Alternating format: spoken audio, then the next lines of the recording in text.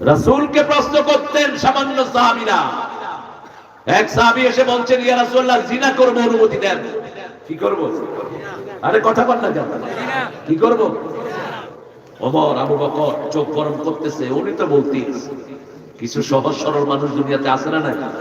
কোথায় কি বলতে হবে কোনো খেয়াল নাই। ওই যে এক বেকুবেরে তার আব্বা বিয়ে করেছে, তো বেকুব কইছে, আব্বা শ্বশুর আমি কি ডাকি? শ্বশুর আব্বা ডাকা। আর কি বলবো আমি? বিয়ে করে বলবো, আব্বা আপনি কেমন আছেন, আপনার শরীরটা কেমন?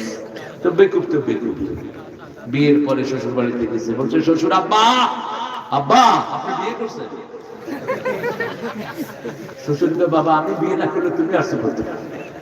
এরকম সহজ সরল লোক সমাজে আছে না নাই? বলছে আমি জিনা করব। কি করব?